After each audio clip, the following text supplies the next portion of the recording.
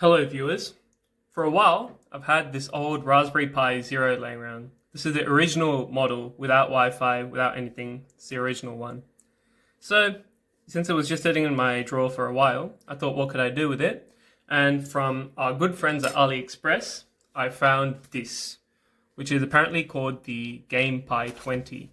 So it's just a little kit to make into a little handheld video game console. I've already loaded up the software into the SD card. It's all pretty self-explanatory. So let's see what the kit actually includes. We get some information, some buttons and some tools, some screws, things of that nature, more buttons. We have the actual shell itself, and that's it in the box.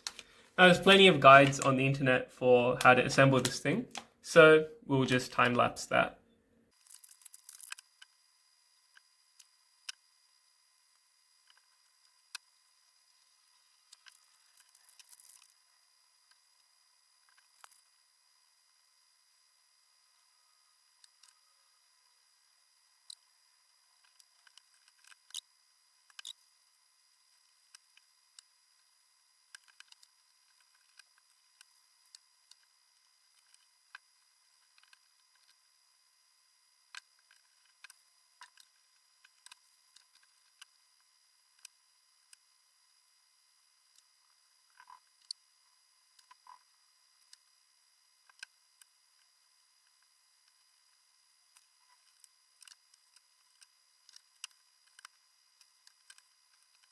Okay, so as you would have seen in the time-lapse, I did test this before I completed assembly, and it did seem to work. But the controls seem to be a little bit off. Maybe that's just because not everything was screwed together. However, I must say, this AliExpress version is a little bit different compared to the instructions on Waveshare's website. So there are a couple of small differences in terms of what screws go where and the order of the steps. But in any case, we'll have the first final power on here, like the first proper power on. It does take a while. You would have seen the time lapse, but now you can see in person how long it takes to actually turn on. Although that's probably just an effect of the fact this is the original Raspberry Pi Zero. If memory serves me right, this has the same CPU and specs as the original Raspberry Pi Model A, except with 512 megs of RAM. But I could be wrong. It's been a while since I touched this thing.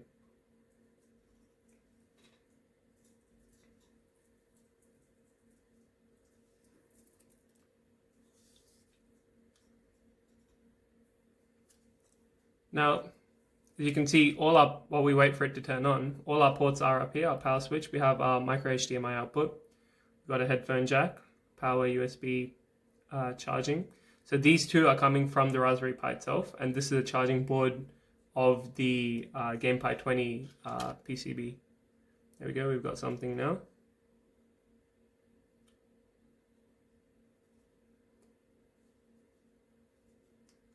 See, what have we got? Nothing at the moment.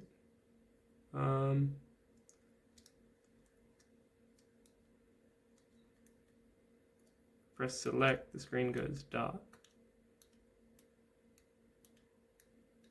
Not sure what's going on here.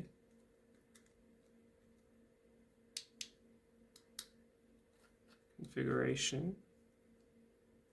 Oh, yeah, we've got some configurations here. Oh, I can hear the sound as well. Not sure if there's a way to adjust the volume, but let's scroll through the menu. You can probably hear there is some sound. Let's go to audio settings.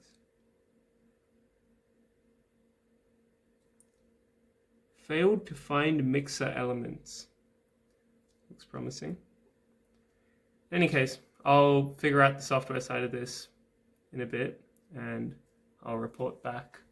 For transferring games, I used a USB on-the-go adapter combined with a USB Ethernet adapter to get wired Ethernet connectivity to the Raspberry Pi. And then I used the built-in Samba function on RetroPie to copy files from my computer to the Raspberry Pi over the network. Hello viewers, it's now several days later and I've had a bit of a play with this machine. Now, I was having a lot of issues with the start button. It was very strange because when the board was out of the case, the start button worked fine. But when I put it in the case, the start button was constantly pressed. And I could see as I put it into the case, the start button would be pressed.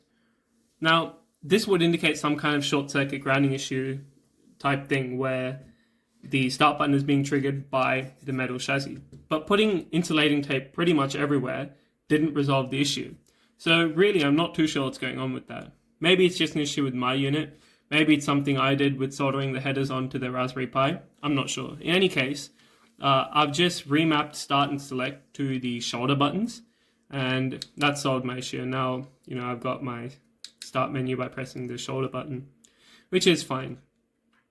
Now, that might have been an issue for systems such as the Super Nintendo and the 6-button Mega Drive, where we would actually need all 6 buttons, plus the start and select.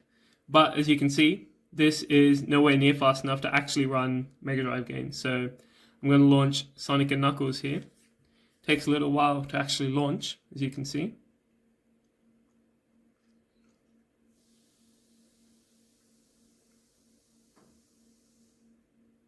Give it a sec.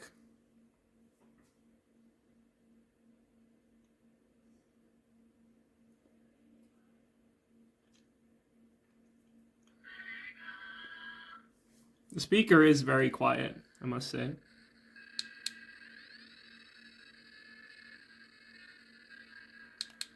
Now if we actually jump into a level, it's basically unplayably slow. It handles Master System games much better, and Game Gear games and Game Boy, things of that nature.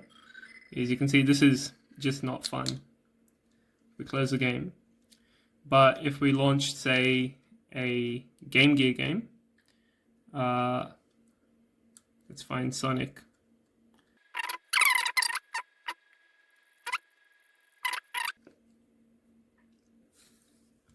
Takes a little while to load.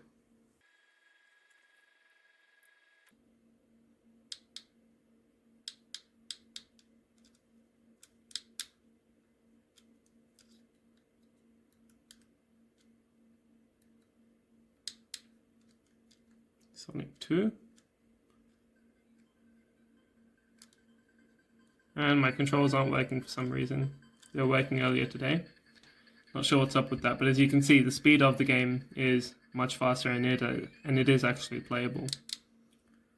This thing, especially with the old Raspberry Pi Zero, which is what I have, it can only really play the 8-bit era games. It can't really handle the 16-bit games like the Mega Drive and the Super Nintendo, I'd imagine. But it is fine for what it is. Now, there are some quirks with the system.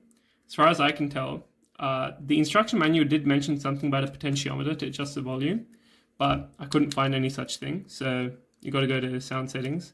And as you can see, my system volume was set to 0, but it makes no difference no matter what level I set it to. So it might be a software thing. It's just something you might have to figure out.